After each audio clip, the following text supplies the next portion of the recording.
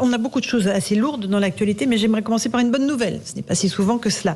Les naissances repartent à la hausse en France après des années de baisse, 6 années de baisse exactement. Cela veut dire peut-être que les Français ne sont pas si pessimistes que cela. En tout cas, une chose est sûre, les conceptions se sont accélérées à la faveur, vous savez, des confinements tout simplement, liés au Covid. Explication avec Yasmina Katou, spécialiste santé d'Europe 1, et je vous passe la parole ensuite.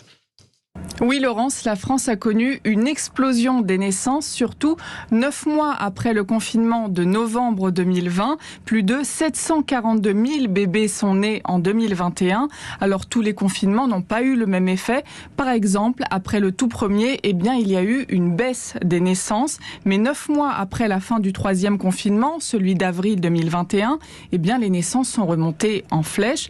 Ce qu'il faut comprendre, c'est qu'à chaque fois, il y a moins de conceptions lorsque les restrictions sont en place. De quoi en déduire une tendance. Pendant les confinements, face à un avenir incertain, les Français ont retardé leur projet bébé. Autre chose que nous dit le rapport de l'INSEE, ce sont les femmes les plus âgées qui ont tiré la natalité vers le haut, et notamment celles de plus de 40 ans.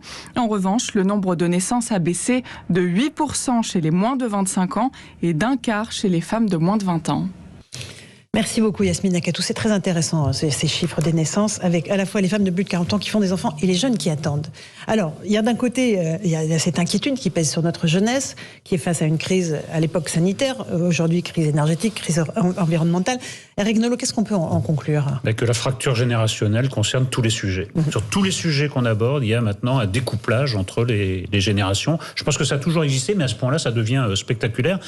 Si je comprends bien, c'est plutôt un effet de rattrapage plutôt qu'une tendance longue, mais en tout cas, c'est le retour d'une exception française plutôt bénéfique, puisqu'on se distinguait parmi tous les pays occidentaux avec ce taux de natalité. On pensait être rentré dans le rang. Donc il y a un moyen de se réjouir, mais vraiment les jeunes femmes et les jeunes couples ont l'air d'être de plus en plus pessimistes sur leur avenir et n'ont pas envie de jeter leurs enfants dans ce monde de plus en plus incertain. C'est sur l'avenir de la planète. Eugénie Bastier aussi. Oui, moi j'attends de voir si cette hausse se confirme vraiment. Oui. Il me semble que pour le moment elle est assez légère. Il me semble plutôt que c'est un rattrapage en fait d'une baisse précédente. Ce qui est vrai, c'est que la France en effet est en passe de perdre son statut d'exception en tant que pays européen parce qu'elle avait des très bons chiffres de la natalité, mais François Hollande en 2012 a cassé complètement ça, notamment en supprimant l'universalité des allocations familiales et en finalement cassant ce modèle français, en réservant les allocations familiales finalement aux couples les plus modestes, mais du coup en cassant cette universalité. Et je pense qu'il faut aujourd'hui mettre en place une politique beaucoup plus nataliste, beaucoup plus en faveur des familles pour pousser justement à la démographie. Parce que le renouvellement des générations. Et au renouvellement des générations, parce que c'est essentiel dans le destin de la nation. Jean-Sébastien Ferjou, on fait des bébés, mais pas assez ? Oui, alors déjà, me semble-t-il, le 3e confinement, c'était essentiellement un couvre-feu. Donc c'est peut-être plus le couvre-feu. Oui, mais c'est pas inintéressant sur le premier confinement. Le premier confinement, passer toute la journée ensemble. Non, on ne veut plus de confinement. N'avait pas l'air d'être très bénéfique pour les naissances. En revanche, ne plus sortir de chez soi le soir, les plus qui finalement tombent un peu sous le sens. Mais oui, je crois que c'est essentiellement un effet de rattrapage, comme le disait Eugénie Bastier, et peut-être plus qu'il y a certainement une fracture des générations, mais on le voit bien, il y a une évolution dans le temps et des jeunes femmes occidentales qui préfèrent d'abord assurer leur carrière. Et ça renvoie à la politique nataliste. Exactement, leur carrière, leur salaire. Et ça renvoie à la politique nataliste et à ce qu'on peut faire pour aider les familles dans ce pays et aider les femmes, puisque une des spécificités qui se cache derrière la natalité française, c'est que justement en France, malgré tout, même si c'est difficile à entendre pour les gens qui n'en bénéficient pas, il y a pas mal de crèches, etc. C'est absolument pas le cas en Allemagne, par exemple. Après, la natalité française, elle n'est pas excellente. Simplement que celle des pays qui nous entourent est absolument calamiteuse. Le seuil de renouvellement des générations, c'est 2,1 enfants par femme. Nous, on doit être légèrement en dessous. Mais il y a des pays comme la Hongrie ou l'Italie, ou même l'Irlande, qui sont tombés à des 1,2, 1,3. C'est un véritable vertige civilisationnel qui s'est saisi de l'Europe, et il y a à la fois des mesures effectivement précises, mais en Hongrie, pour le coup, il y a une politique nataliste extrêmement volontaire et pas de natalité. Nathan Devers, sur cette natalité. Écoutez, j'espère que les gens qui nous ont confinés ou qui ont fait des couvre-feux vont pas utiliser cet argument pour recommencer, parce que là, ça va, on a vraiment eu notre dose. Et plus sérieusement, ce qui est très intéressant, c'est cette question de l'âge. De montrer que c'était plutôt des femmes âgées et pas jeunes. Parce que je cite de mémoire cette étude. Mais en 2021, les jeunes, donc je crois que c'était les 18-25 ans, vous en avez 40% qui n'ont pas eu une seule relation sexuelle de l'année 2021.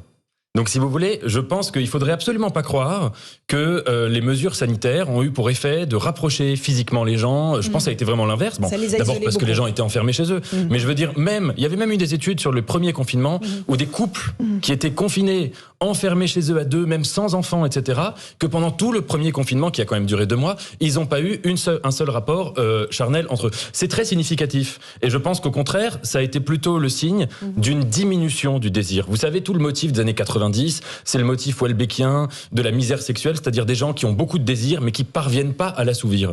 Je pense qu'on a dépassé ce motif-là, et qu'on est arrivé dans une époque où, en tout cas en France, le désir lui-même diminue. Et que c'est autre chose.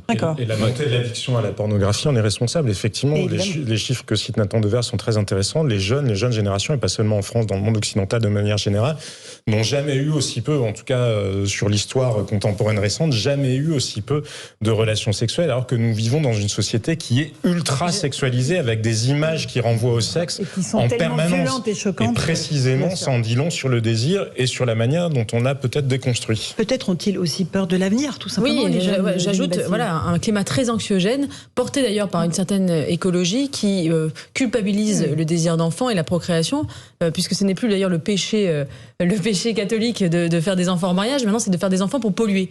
Et donc en fait on considère qu'avoir des enfants c'est participer, avoir un bilan carbone, et je trouve ça absolument atroce de peser une vie humaine et tout ce qu'elle a de vertigineux en simple bilan carbone qu'elle va émettre le long de sa vie. Je trouve ça absolument monstrueux, et c'est une écologie absolument technocratique qui résume l'homme à une addition d'émissions carbone, et je trouve ça monstrueux. C'est pas un discours dominant, Dieu merci. Oui, mais c'est pas le discours dominant, mais si j'ai une partie de la jeunesse, c'est un discours qui a beaucoup d'impact. Sans doute. Et j'entends moi de plus en plus de jeunes qui disent on ne veut plus faire d'enfants parce que ça pollue la planète, et que finalement tout dans des mots. L'éco-anxiété, peut-être au-delà de effectivement ce discours qui est assez marginal. Quelle planète mais pour il nos y a enfants. L'éco-anxiété, le simple fait d'avoir de la peine à se projeter dans l'avenir. En tant que critique littéraire, je dois dire que le succès des romans de Michel Houellebecq ne doit pas aider, puisqu'évidemment, la manière dont est présentée la sexualité sous le jour de la misère la plus totale, surtout la sexualité masculine, je pense que c'est roman anéantir, effectivement. Anéantir, oui, il a anéanti peut-être une partie de notre natalité aussi. En tout cas, si vous voulez faire des enfants, ne lisez pas Houellebecq. Attendez d'avoir 3 enfants et ensuite on lance pas le débat sur Houellebecq. On fait une toute petite pause. Nathan, allez, je voulais juste je vous dire donne un dernier mot. chose, à mon avis, pas seulement cette anxiété, c'est la question économique. C'est-à-dire qu'aujourd'hui, il y a le blocage de l'immobilier en France qui fait que c'est la grande différence par rapport à il y a 40 ans, où les gens qui vont faire des enfants, la première question qui se pose, c'est mais on peut pas le loger. Donc ils font moins d'enfants, c'est tout à fait logique.